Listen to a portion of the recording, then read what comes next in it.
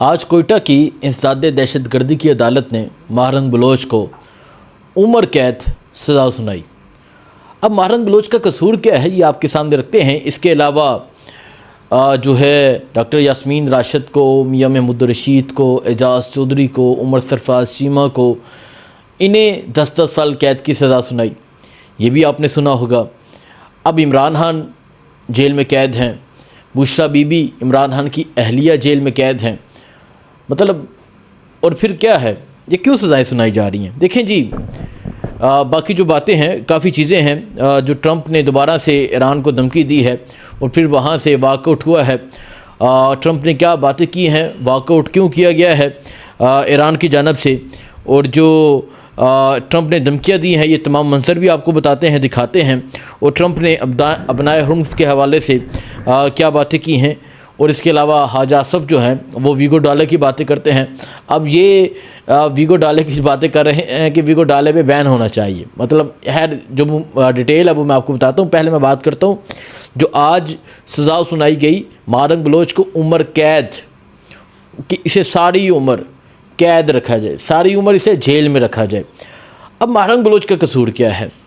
Mahrang Bloch हकूक़ की बात कर रही थी। महरंग बलोच इस चीज़ की बात कर रही थी कि बलूचिस्तान को उसके हकूक़ दिए जाएं, बलूचिस्तान की आवाम को उसके हकूक़ दिए जाएं। ये जो आप किसी को उठा लिया, किसी को गायब कर लिया, किसी को मार लिया, ये बंद होना चाहिए। इस चीज़ पे वो अपनी आवाम को मोटिवेट कर रही थी, मोबिलाइज़ कर रही थी, और हज़ारों लाखों के जलसे हो रहे थे। और फिर जब इन्होंने समझा कि ये हतून तो बड़ी दलेर हतून निकली है, ये ना डर रही है ना झुक रही है, तो फिर इन्होंने उसे उठा लिया। अब उसे गिरफ़्तार किए तकरीबन 1 साल हो गया, 1 साल होने वाला है या 1 साल हो गया, तो उसे जेल में रखा हुआ है। जेल में रखा हुआ है तो वो जब अदालत पेश आती है कभी भी चेहरे पे खौफ नहीं है। आज महरंग बलोच को उम्र कैद सज़ा सुनाई गई। अब दूसरी तरफ देखें तो कल ही आदिल बज़ई कौमी असम्बली में स्पीच कर रहे थे। उनकी स्पीच जो है वो म्यूट कर दी गई, बंद कर दी गई। वो क्या बात कर रहे थे? वो बात कर रहे थे, वो कह रहे थे, और ये फेलियर किसका है? सिक्योरिटी फोर्सेस का, सिक्योरिटी एजेंसीज़ का। अब आदिल बज़ई क्या कह रहे हैं? वो कह रहे हैं कि ये वज़ीर दाखिला मोहसिन नकवी गए कोयटा और एयरपोर्ट से ही मीटिंग करके एयरपोर्ट से वापस आ गए। मतलब ये इतनी हिम्मत नहीं रखते कि एयरपोर्ट से बाहर आएँ, वहाँ आके लोगों के मसाइल सुने। आदिल बज़ई कहते हैं कि ये कोयटा है, लाइक दिस कोयटा की साइडों पे पहाड़ है। वो कहते हैं कि एक साइड पे BLA है, एक साइड पे TTP है, इनको जाके पकड़ते नहीं हैं। वहाँ 10-10 करोड़ की गाड़ियाँ जला दी जाती हैं, कोई पूछने वाला नहीं है। तो जब ये बातें की और दूसरी दफ़ा मोहसिन नकवी का नाम लेने लगे तो कौमी असम्बली से जो स्पीच है उनकी वो म्यूट कर दी गई, बंद कर दी गई। अब ये हालात हैं पाकिस्तान के, बलूचिस्तान के। एक तरफ जो है इनसे दहशतगर्दी कंट्रोल नहीं हो रही, दूसरी तरफ जो है ये सज़ाएं पे सज़ाएं दे रहे हैं।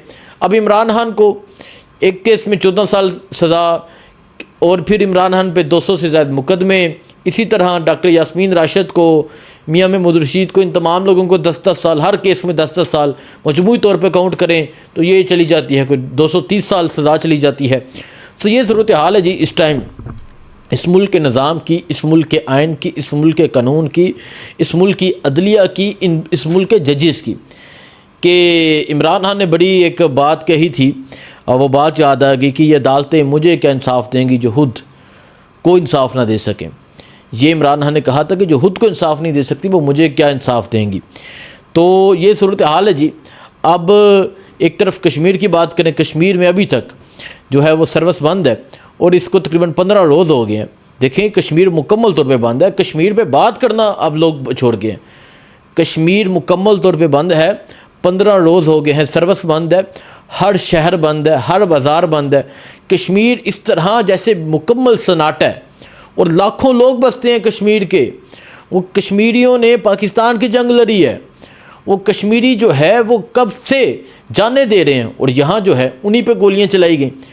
यहाँ कोटली में, रावला कोट में ऑपरेशन किए गए। और आज भी अगर आप ये गोदी मीडिया, मैं कहूँगा गोदी मीडिया जो है ये झूठे प्रोपेगेंडा चलाता है। लेकिन मैं किसी को चैलेंज करता हूँ, आज शाम को चले जाएं, मेरे साथ चले जाएं, मैं आपको दिखाऊँ वहाँ सूरत हाल क्या है, वहाँ कितने लोग जमा हैं। तो ये सूरत हाल है जी कश्मीर की। मतलब आप देखें ना, ओवरऑल देखें, मैं समझाना ही चाह रहा हूँ, ओवरऑल आप हालात देखें, ओवरऑल हालात इनसे कंट्रोल नहीं हो रहे और फिर आके बरके मारते हैं कि एक SHO की मार है। सो ये सूरत हाल है मजमूई तौर पे। और फिर असम्बली में ये क्या तकरीर करते हैं, असम्बली में जो तकरीर करते हैं वो मैं बाद में बताता हूँ, लेकिन जो आप ये वीडियो देखें, ये वो मनाज़र है जब ट्रंप ने धमकियाँ दी और जो अराकी अब्बास अराकची हैं ये मुज़ाकरात छोड़कर चले गए। ये तब का मंज़र है।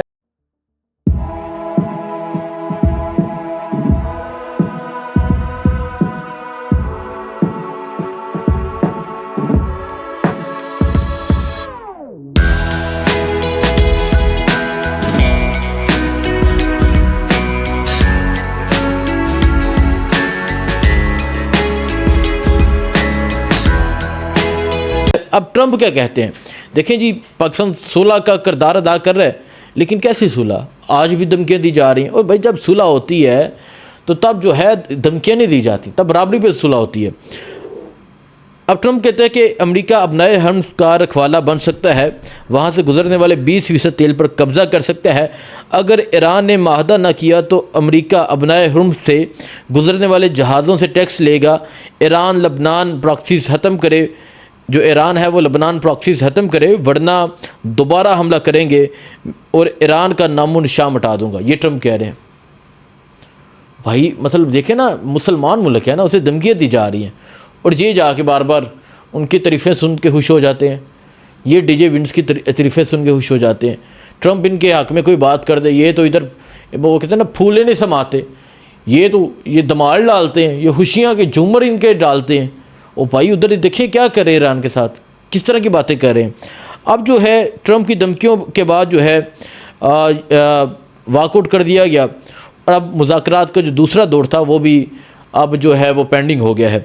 तो ये सूरत हाल है जी इस टाइम, जो इंटरनेशनल मामला चल रहे हैं ईरान के और अमेरिका की, ये सूरत हाल है। मतलब इतनी मार खा के अभी भी ये धमकियाँ दे रहे हैं। तो देखते हैं नेक्स्ट इस पर क्या होता है। अब मैं बात करता हूँ कौमी असम्बली की। कौमी असम्बली में हाजा साहब जैसे जाली फार्म 47 के MNA बैठे हैं और ये यकीन करें कि वाकई सारे जाली बैठे हैं। अब कौमी असम्बली में हाजा साहब जो है वो एक तकरीर करते हैं, वो कहते हैं कि हम इक़्तिदार में होते हैं तो पुलिस हमारे आगे होती है और जब इक़्तिदार चला जाए तो हमारे पीछे होती है। भाई तुसी काम ही इंज करते हो, तुसी चोरियां करते हो, तुसी मुल्क नूं लुटदे हो, तुसी लोगों नूं निशाना बनाते हो, फिर पुलिस उदों तो तुहाडे गुलाम है तो बादू जदू दूसरे का हाथ आए तो उन्हें फड़ना तो है। सो वो कहते हैं कि जनाब स्पीकर वीगो डाले बैन होने चाहिए, वीगो डाले से बड़ी फहाशी और कोई नहीं है, पार्लियामेंट को वीगो डाले से बचाएं।